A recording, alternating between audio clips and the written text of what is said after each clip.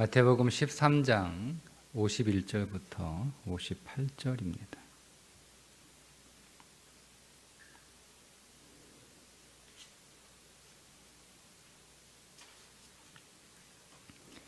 이 모든 것을 깨달았느냐 하시니 대답하되 그러하오이다. 예수께서 이르시되 그러므로 천국의 제자된 서기관마다 마치 새 것과 옛 것을 그 곳간에서 내오는 집주인과 같으니라. 예수께서 이 모든 비유를 마치신 후에 그곳을 떠나서 고향으로 돌아가사 그들의 회당에서 가르치시니 그들이 놀라 이르되 이 사람의 이 지혜와 이런 능력이 어디서 났느냐? 이는 그 목수의 아들이 아니냐? 그 어머니는 마리아, 그 형제들은 야고보, 요새, 시몬, 유다라 하지 않느냐? 그 너희들은 다 우리와 함께 있지 아니하냐? 그런즉 이 사람의 이 모든 것이 어디서 났느냐 하고 예수를 배척한지라. 예수께서 그들에게 말씀하시되 선지자가 자기 고향과 자기 집 외에서는 존경을 받지 않음이 없느니라 하시고 그들이 믿지 않음으로 말미암아 거기서 많은 능력을 행하지 아니하시니라. 아멘. 제자들에게 천국 비유를 다 말씀하시고 난 뒤에 이 모든 것을 깨달았느냐 이렇게 물어보시니까 제자들이 잘 알아들었습니다. 깨달았습니다. 이렇게 대답을 합니다. 제자들이 깨달았다라고 대답은 했지만 또 뒤에 가면 제자들이 깨닫지 못하는 내용이 또 나옵니다. 그러니까 우리가 한번 하나님 나라의 진리에 대해서 깨달았다고 해서 그 깨달음이 지속되는 것은 아니다. 우리는 계속 그 진리 안에서 그 깨달음은 계속 이어져야 한다는 것을 우리가 성경을 통해서 또 예수님의 제자들을 통해서 우리가 배우게 됩니다. 그러니까 한번 깨달았다라고 해서 그것으로 끝내지 마시고 우리는 진리 안에서 계속 진리의 깊이는 우리가 한번 딱 들어가서 그 바다와 같아서 볼 속에 금방 들어갔다가 나온 사람도 바다 속에 들어갔다 나온 거잖아요. 그러니까 바다가 뭔지 좀 이제 알았어? 예, 알았어요. 예, 바다가 어떤 곳인지 제가 알았어요. 예. 그렇게 할 수 없다는 거예요. 바다는 그 깊이가 헤아릴 수 없어서 바다를 알려면 더 들어가야 되고 더 들어가야 되고 더 들어가야 되고 그 바다 안으로 깊이 들어갈수록 전혀 새로운 바다의 세계가 펼쳐지는 것처럼 진리는 그런 바다보다 더 깊어요. 그래서 우리가 그냥 잠깐 풍덩하고 바다 들어가서 한 몇 분 헤엄치고 나와서 내가 바다를 다 안다, 바다를 다 맛보았다 이렇게 말할 수 없는 것처럼 진리를 한번 깨달았다고 해서 내가 다 깨달았다, 이제 모든 진리를 다 안다 이렇게 말할 수 없는 거예요. 그렇게 말한다면 그냥 바다 한 5분 수영하고 나서 바다를 다 알았다라고 말하는 것과 똑같습니다. 진리의 바다 안으로 우리는 더 깊이 들어가면 들어갈수록 거기에 전혀 새로운 진리의 세계가 펼쳐지게 되고 우리는 그 진리의 세계를 경험하면 경험할수록 우리의 신앙은 더 기쁨과 자유와 능력과 평강과 안식이 넘치는 거예요. 그러니까 더 진리의 바다 안으로 들어가셔야 됩니다. 다 깨달았으면 예수님이 그 다음 해야 할 일이 뭔지를 가르쳐 주시는데 천국의 제자된 서기관마다 마치 새 것과 옛 것을 그 곳간에서 내오는 집주인과 같다. 그러니까 다 깨달았으면 이제 진리의 창고 안에서 옛 것을 꺼내올 수 있어야 되고 새 것을 꺼내올 수 있어야 된다는 거예요. 설명을 해드릴게요. 성경은 구약에서 요한계시록까지 하나님 나라는 순종하는 나라다라는 것은 다 동일합니다. 그런데 구약의 순종과 신약의 순종이 어떻게 다른지를 설명할 수 있어야 되는 거예요. 그게 구약의 순종은 옛 것이고 신약의 순종은 새 것입니다. 그러니까 그것들을 자유자재로 꺼내서 어떤 것은 구약적 순종이고 어떤 것은 신약적 순종이다, 이렇게 구분해서 사람들에게 설명해 줄 수 있어야 잘 깨달았다라고 하는 뜻입니다. 구약의 순종은 구원을 얻기 위한 순종이고요, 신약의 순종은 상급을 받기 위한 순종입니다. 그러니 완전히 다르죠. 그러니까 구원을 얻기 위한 순종은 우리가 불가능합니다. 구원을 얻기 위해서는 율법에 완전히 순종을 해야 되는 거예요. 그러니까 100% 율법을 성취해야 우리는 구원을 얻을 수 있어요. 그런데 우리가 율법을 100%, 하나님의 법을 100% 순종할 수 없습니다. 그건 불가능하죠. 100개의 하나님의 법이 있다면 그 가운데 하나만 우리가 어겨도 나머지 99개를 다 어긴 것과 같습니다. 그러니 우리는 100개의 하나님의 법을 하나도 빠트림이 없이 다 지킬 수 있는 존재가 아니니까 우리는 우리의 힘으로 구원을 얻을 수 없어요. 그래서 그리스도가 우리의 모든 불순종에 대한 죄로 인한 죽음을 담당하셨을 뿐만 아니라 그분이 모든 말씀을 성취하셔서 우리에게 주심으로 우리가 구원을 얻을 수 있었던 거예요. 그래서 이게 구약의 순종입니다. 신약의 순종은 이제 오늘 우리가 구원을 받았고 우리는 그 순종하는 것만큼 이제 그때부터는 점수가 매겨지는 거예요. 구약의 순종은 100점 아니면 빵점, 신약의 순종은 구원을 이제 우리가 얻었으니까 이제는 순종하는 것만큼 우리가 점수를 획득하는 거죠. 하나를 순종하면 1점, 2개 순종하면 2점, 3개 순종하면 3점, 이렇게 되는 거예요. 이게 다르다는 거예요. 이거를 구분하지 못하니까 많은 그리스도인들이 우리가 은혜로 구원을 얻은 것처럼 상급도 은혜로 받는다라고 생각을 하는 거예요. 그러니까 구원 이후에 말씀에 순종하는 삶이 없는 거예요. 삶이 없는 거예요. 그러니까 우리는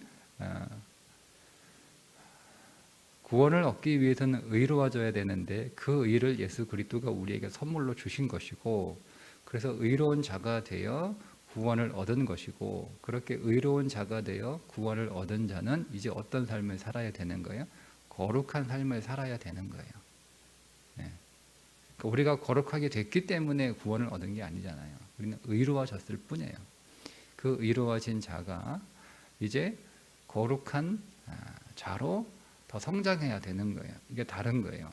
제가 에덴의 그림을 가지고 설명을 해드리면, 에덴에 있었던 아담과 하와는 그 에덴에서 막 하나님 말도 안 듣고 지 마음대로 사는 게 에덴은 아니잖아요. 분명히 그 에덴에서 하나님의 말씀에 순종하는 삶을 하나님이 요구하셨어요. 그렇죠? 에덴에 살고 있지만 그 에덴에 살고 있는 아담과 하와는 생명나무에 접근하지 못합니다. 그러니까 생명나무에 에덴에서의 그들의 삶의 목표는 뭐냐면 생명나무로 접근하는 거예요. 생명나무로 더 가까이 가서 그 생명나무를 그들의 그 양식으로 취하는 거예요. 근데 그렇게 하기 위해서는 에덴에서도 순종의 삶이 필요했던 거예요. 생명나무에 접근하기 위해서. 그리고 절대 선악을 알게 하는 나무의 열매를 먹지 마라, 이렇게 하나님이 순종을 요구하셨잖아요. 그런데 그걸 안 들었어요. 그래서 선악을 알게 하는 나무의 열매를 먹었단 말이에요. 불순종했죠.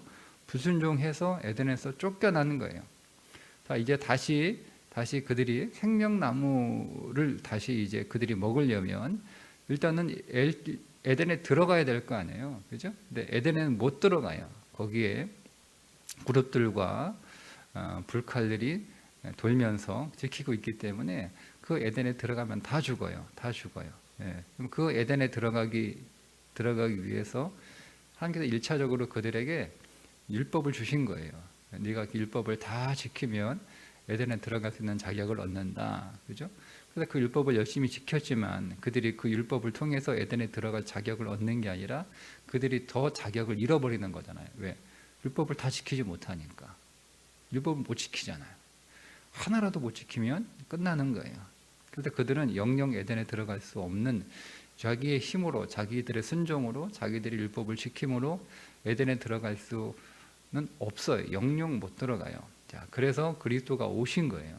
오신 거예요. 그래서 그리스도가 대신 죽으심으로 우리가 죄로 인하여 얻은 사망이 해결되고, 그리고 그가 예수 그리스도가 의를 우리에게 선물해 주심으로 우리가 그 에덴에 들어갈 수 있는 자격을 얻어지게 된 거죠. 그러니까 구원은 에덴에 들어가는 거예요. 일단 우리가 에덴에 들어왔어요. 자, 에덴에 들어왔어요. 그 에덴에 들어와서 한 것이 끝이 아니잖아요. 그 에덴은 아무것도 없어요. 슬픔도, 눈물도, 어둠도, 불행도, 실패도, 두려움도 없어요. 저주도 없어요. 좋아요. 에덴은 정말 그야말로 글자 그대로 에덴은 파라다이스, 낙원이란 말이에요. 근데 우리가 그게 끝이 아니잖아요.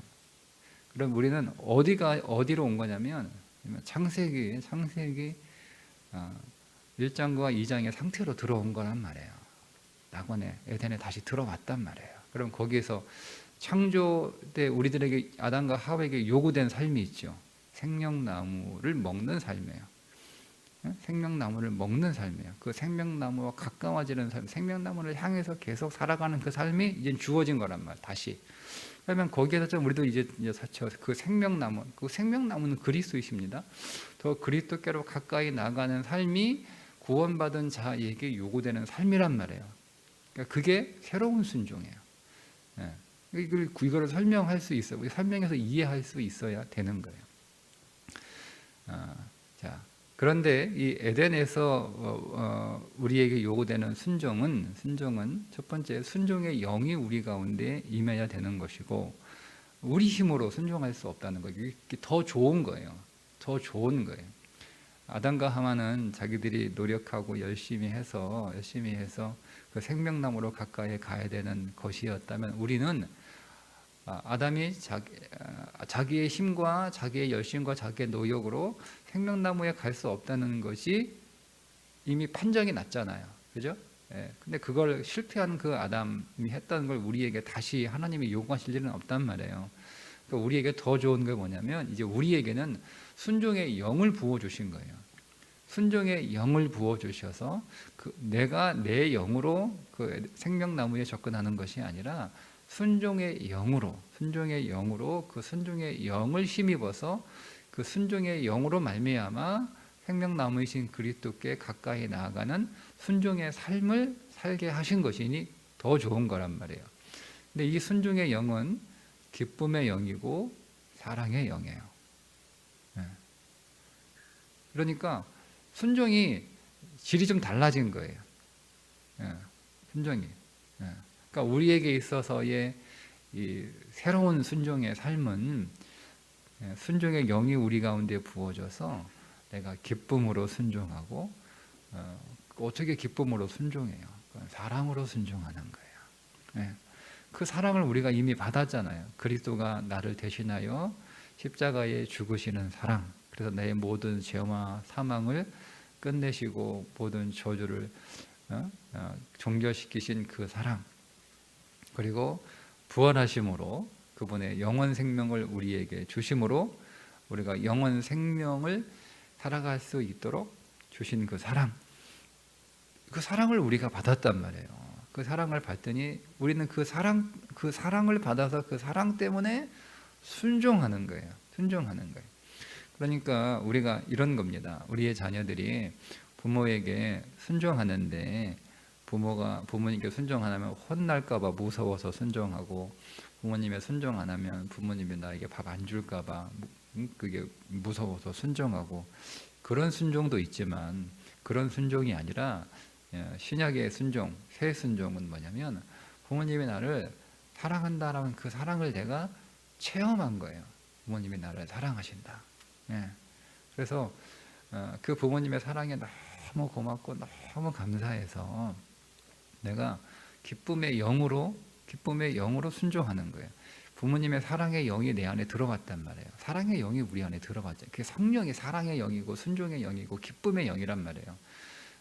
성령이. 우리는 성령을 마치 기적 행함, 능력 행함으로만 이해하는 거예요. 그거는 성령의 본질과 조금 떨어진 거예요.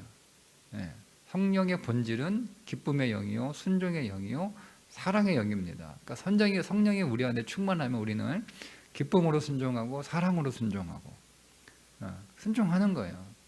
그게 성령 충만이에요. 성령 충만해요. 그러니까 그 영이 우리 가운데 들어왔단 말이에요.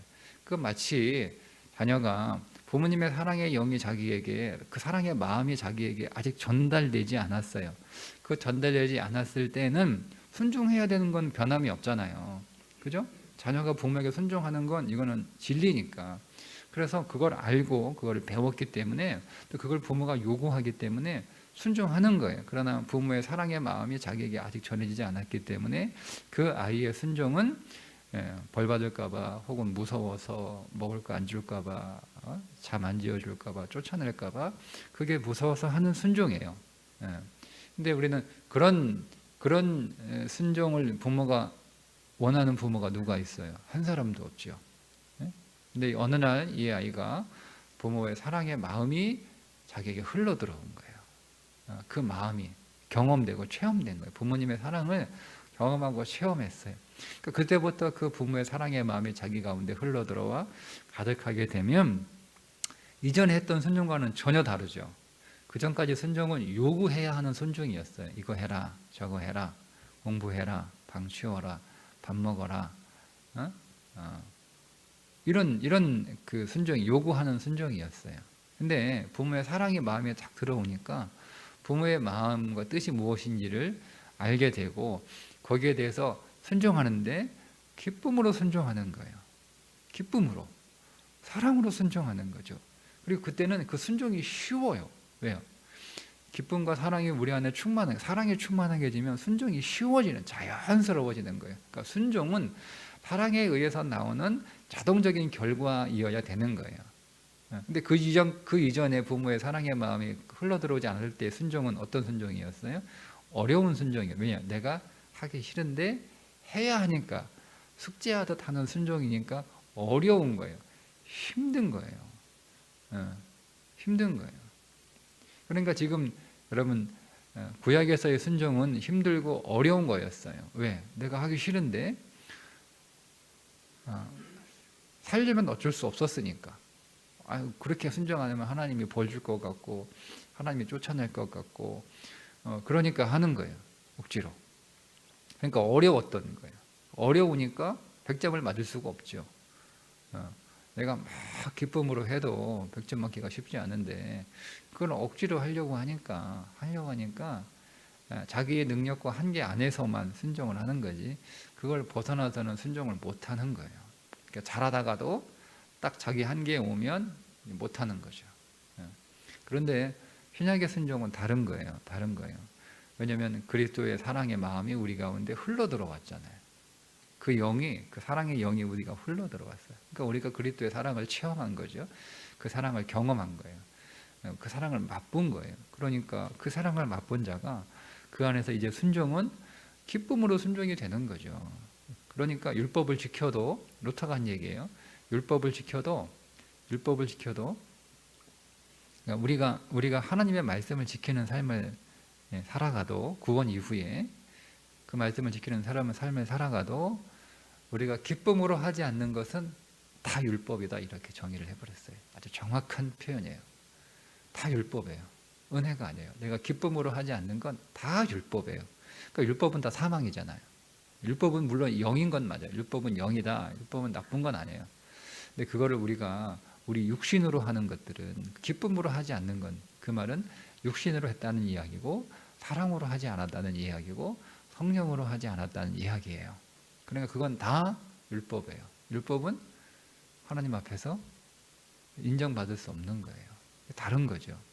그러니까 오늘 우리의 순종은 사랑의 영이 우리 가운데 부어져서 기쁨으로 하는 순종이고, 그리고 우리 안에 순종의 영이 우리 가운데 부어져서 우리가 자연스럽게 부모의 사랑이 그 가운데 흘러 들어온 아이가 그때부터 부모님의 말씀에 순종하는 것은 아주 자연스러운 거예요. 억지로 하는 게 아니라 그냥 너무너무 하고 싶어서 하는 순종. 그 순종이 신약의 순종인 거예요. 그러니까 우리가 그 순종을 통해서 또 뭐가 되는 거예요? 나는 기쁨으로 했는데, 나는 사랑으로 했는데, 뭘 원하고 뭘 기대하고 한 게 아닌데, 그 순종을 하나님은 뭘로 우리에게 계산해 주시는 거예요? 상급으로 계산해 주시는 거예요. 그래서 여러분 요한계시록 4장에 보면 장로들이 하나님 보좌 앞에서 면류관을 받게 되자 그거를 다 벗어가지고 내려놓잖아요. 우리는 이거 받을 이유가 없습니다. 우리가 다 기쁨으로 한 것이고 그 기쁨은 하나님으로부터 온 것이고 우리가 다 사랑으로 한 것이고 그 사랑도 다 하나님으로부터 온 것이고 우리의 모든 순종은 우리에게 순종의 영을 주셔서 우리 안에 계신 그리스도가 순종하신 것이니 우리가 한 게 뭐가 있다고 이 상을 주세요라고 다 벗어서 하나님께 영광을 돌리고 찬송하는 거잖아요. 그게 예배란 말이에요. 그런데도 하나님은 우리에게 뭘 주시는 거예요? 상급을 주시는 거예요. 그런데도 그러니까 하나님이 다 하시고 하나님이 다 하신 것인데도 우리에게 또 상급을 주시는 거예요. 이게 달라요. 이렇게 옛것과 새것을 곳간에서 꺼내올 수 있어야 된다. 다 깨달았다면. 그러니까 여러분 우리가 얼마나 더 깨달을수록 우리는 새것과 옛것을 정확하게 구분해서 우리의 삶 속에 정확하게 아주 세밀하게 아주 정교하게 적용할 수 있고 또 그걸 아주 정교하게 사람들에게 설명해 줄 수 있어야 된다는 거죠. 거기에 이르기까지 우리는 계속 말씀 안에서 깨달아야 됩니다. 그렇게 되시기를 축복합니다. 그리고 예수님이 이제 자리를 옮겨서 다시 이제 고향으로 가셨어요. 여기서 고향은 나사렛입니다. 예수님이 성장하셨던 곳이죠. 태어나신 곳이 아니라 성장하셨던 나사렛에 가셔서 예수님이 능력을 행하시니까 말씀의 능력도 행하시고 여러 가지 이적도 행하셨어요. 사람들이 보고 깜짝 놀라는 거예요. 아니 그거 우리가 알고 있는 그 예수 아니야? 우리가 그의 어머니도 알고 그의 형제들 알고 그의 너희들도 우리와 함께 살고 있는데 그 예수가 도대체 어디에서 저 능력이 나와서 저런 일을 행하는가? 사람들이 의심하는 거예요. 그래서 예수님께서 그곳에서 그들이 믿지 않음으로 인하여 능력을 행하지 아니하셨다. 이렇게 나오잖아요. 근데 여러분 이상하지 않습니까? 내게 어떤 능력이 있는데 사람들이 나를 믿지 않으면 사람들에게 더 믿게 하기 위해서 더 강력하고 더 분명하고 더 많은 능력을 행하는 게 보통이잖아요. 그죠? 사람들이 내가 부자인데 사람들이 내가 부자인 걸 안 믿어요. 그럼 여러분 어떻게 하시겠어요? 어떻게 하세요? 내가 부자인 걸 보여주잖아요. 더 돈을 쓰고 내가 돈 더 많은 거 보여주고 그죠? 그래서 집 한 채 있는 거 내가 집 10채 있다 딱 보여주고 그것도 안 믿으면 에이 그게 부자야 그럼 내가 집 100채 딱 있는 거 보여주고 에이 그게 부자 그럼 내가 집 1000채 있다 뭐 보여주고 이렇게 사람의 심리란 말이에요. 그러면 예수님이 고향에 가셔서 예수님이 고향에 왜 가셨겠어요? 그 고향에 있는 사람들의 영혼이 불쌍해서 그 영혼들에게도 생명의 진리를 또 그들에게 구원의 은혜를 베풀기 위해서 고향에 가신 거 아니에요.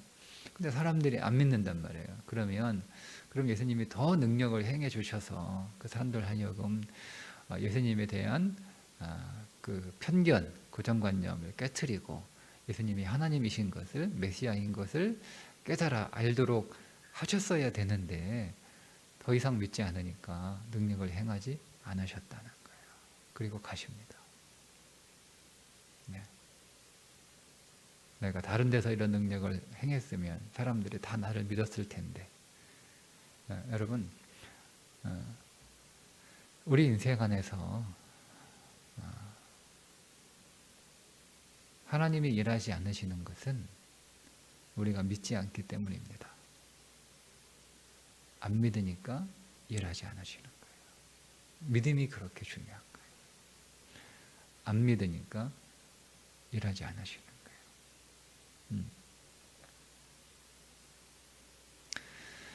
우리가 순종하지 못하는 이유가 믿음이 없기 때문에 그렇습니다.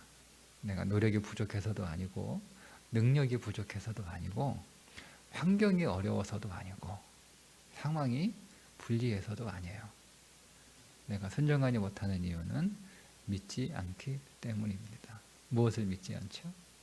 앞에 남아있는 모든 이 비유들에 남아있는 순종으로 인하여 주어지는 놀라운 복들을 안 믿는 거예요. 순종하면 30배, 60배, 100배의 결과를 얻습니다.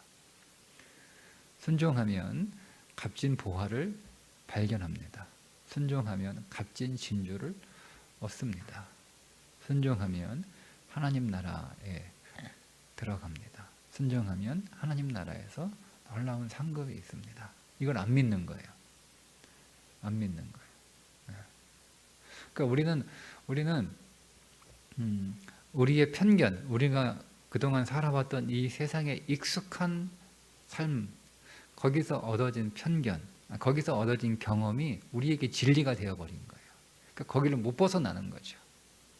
그러니까 계속 오늘 우리가 우리 육신으로 우리 자신을 바라보니까 순종하기 어려운 거예요. 그러니까 우리 안에서 순종의 영이 우리 가운데 임했음에도 불구하고 그 순종의 영이 일하지 않으시는 거죠. 그러니까 여전히 우리는 이제는 순종이 쉬워졌는데 그 순종의 영을 인정하고 믿기만 하면 되는데 순종이 쉬워졌는데 기쁨으로 순종하고 사랑으로 순종하면 되는데 여전히 우리는 우리의 육신에 갇혀 있어서 거기서 떠나지 못하는 거예요. 그러니까 여전히 순종하지 못하는 거예요. 여전히.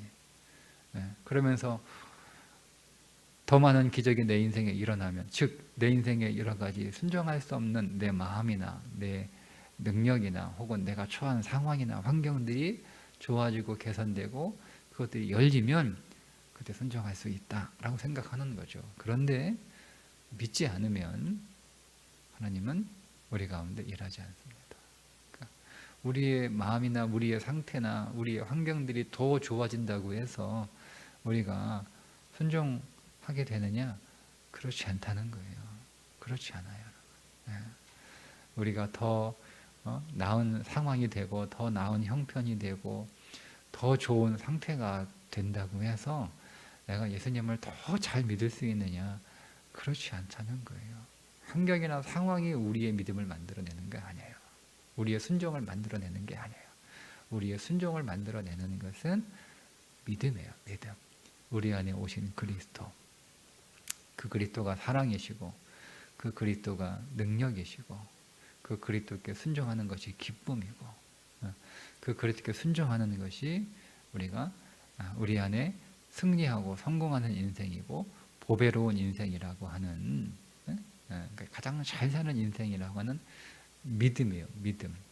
그리고 그 순종이 이제는 내 노력으로 되는 것이 아니라 우리 안에 순종의 영으로 오신 그리스도의 그 영을 힘입어서 순종이 가능하게 되었다라고 하는 것을 믿는 거예요. 자, 이 믿음을 얻기 위해서 우리는 어떻게 해요? 더 진리 안으로 들어가야 되는 거예요. 방법은 그거밖에 없어요. 방법은 더 바다로 들어가는 거, 더 바다로 들어가는 거예요. 바다로 깊이 들어가면 들어갈수록 바다에 자기를 맡길 줄 아는 수영 선수가 되는 거예요. 그 바다 위에서만 수영하는 사람들은 바다를 이기는 거예요. 바다를 극복하고 바다를 이기면서 수영하는 사람은요, 수영을 오래 못해요. 힘이 다 빠져가지고 쏙 빠져 죽는 거예요. 근데 바다에 자기를 맡기고 바다의 흐름을 타고 그렇게 바다에 자신을 맡길 줄 아는 수영 선수는 수영을 오래 할 수 있어요. 힘들이지 않고. 이게 다른 거예요. 똑같이 수영하는데 바다와 싸워서 바다를 극복하는 수영 선수와 바다에 맡기고 바다와 하나가 되는 수영 선수가 다른 것처럼 진리는 그런 거예요. 진리는 순종이라는 내가 극복하고 내가 싸워야 되고 순종하지 않으려는 내 육신과 그게 아니라 순종의 영에게 맡기는 거예요. 그렇게 되려면 바다를 더 알아야 되는 거예요. 바다하고 더 친해져야 되는 거예요. 제가 이론적으로는 힘 빼고 수영해야 된다는 거 알아요. 제가 바다 들어가 봤는데 힘이 안 빠져요. 아는데 충분히 아는데 힘이 안 빠져요. 힘이 빼는 방법은 하나밖에 없어요. 계속 받아 들어가는 거예요. 계속 받아 들어가면서 힘 빼는 연습을 계속 하는 거예요. 예. 그러다 보면 어느 순간에 힘이 빠지는 거죠. 어느 순간 바다에 나를 맡기게 되는 거예요. 그거는 바다에 들어가지 않고서는 할 수가 없는 거예요. 여기서 아무리 수영 코치한테 힘 빼라, 이렇게 하면 된다, 이렇게 하면 된다, 아무리 배워도, 그걸 달달달 외워도 내가 누군가에게 토시 하나 틀리지 않고 그대로 가르칠 수 있어도 바다에 들어가지 않는 자는 바다에 들어가서 바다에 자기를 맡길 수 없어요. 계속 허부적 하면서 바다하고 싸우죠. 그러다 힘 쫙 빠지고, 그리고 빠져 죽는 거예요. 죽는 거예요. 그러니까 우리의 신앙이 그런 거죠. 우리의 신앙이.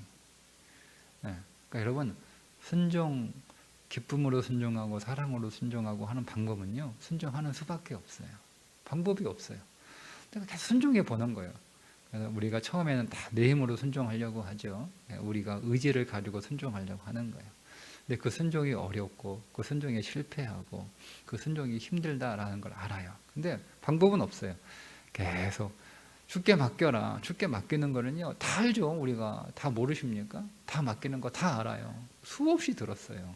그런데 여러분, 그렇게 우리의 인생의 모든 점을 다 맡기는 것이 신앙이다라는 것을 우리가 이미 잘 알고 있음에도 불구하고 맡기는 연습을 계속 하지 않으면 못 맡깁니다. 방법은 맡기는 수밖에 없어요. 맡기는 거 계속 하는 수밖에. 잘 이번에 안 돼도 또 맡겨보고, 또 안 돼도 또 맡겨보고, 계속 맡겨보는 거예요. 순종해보고 또 안 돼도 또 계속 순종해보는 거예요.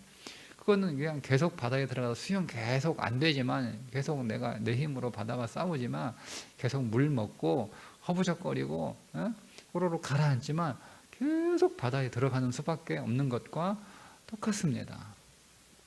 방법은 계속 순종하십시오. 계속 맡기십시오. 그 방법밖에 없어요. 그러다 보면 터득하는 거예요. 자연스럽게 맡기는 게 뭔지 터득하게 되는 거예요. 그러니까 한두 번 맡겼다가, 그 똑같은 거죠. 한두 번 바다 들어가 수영하다가 힘도 안 빠지고 계속 물만 먹거나 못하겠다, 수영 안 해. 그거 똑같은 거예요. 몇 번 맡겨보니까 안 되겠다. 몇 번 순종하다가 너무 힘들다, 이제 안 해. 똑같은 거예요. 누구 잘못이에요? 진리가 틀린 게 아니에요. 바다에서 힘 빼면 산다라고 하는 그 진리가 틀린 게 아니에요. 내가 몇 번 하다 만 게 문제인 거예요. 계속하면 힘 빠지게 돼 있어요. 계속하면 바다에 나를 맡기게 돼 있어요. 계속하다 보면 자연스럽게 물에 뜨게 돼 있어요. 그래서 파도를 타고 움직이는 거예요. 물 흐름을 타고. 그 여러분, 은혜의 파도, 은혜의 바다, 성령의 파도, 성령의 바다, 순종의 파도, 순종의 바다. 거기에서 우리가 정말 즐겁게 순종하고, 기쁨으로 순종하고, 자연스럽게 순종하고, 사랑으로 순종하고, 그럴수록 우리는 그 순종의 능력과 그 순종의 기쁨과 그 순종의 풍성함으로 점점 들어가면서 어떻게 해요? 그 바다의 아름다운 그 풍경들을 들어갈수록 신비로운 바다를 발견하는 것처럼, 그 바다 밖에 있는 사람들은 볼 수 없는, 경험하지 못하는 놀라운 그 바다의 세계가 있는 것처럼 진리에도 그런 세계가 있어요. 오늘 저와 여러분이 그 진리의 바다 안으로 더 들어가서 그 아름답고 오묘하고 신비로운 기쁨이 충만한 그 세계, 그 믿음의 세계, 여러분 우리가 누릴 수 있기를 주님의 이름으로 축복합니다. 기도하겠습니다. 하나님 아버지, 우리가 진리를 깨달았다 하더라도 더 진리의 바다 안으로 들어가게 하시고, 우리가 진리를 알았다 하더라도 하나님 그 진리의 바다에서 헤엄치는 연습을 계속함으로 우리의 지식으로 아는 자가 아니라 우리의 몸으로 깨달아 아는 수준에 이르게 하여 주셔서 진리의 바다 안으로 더 깊이 들어가 오묘하고 신비롭고 그 그 위대하고 그 웅장한 하나님의 세계를 맛보게 하여 주옵소서. 예수님의 이름으로 기도드리옵나이다. 아멘.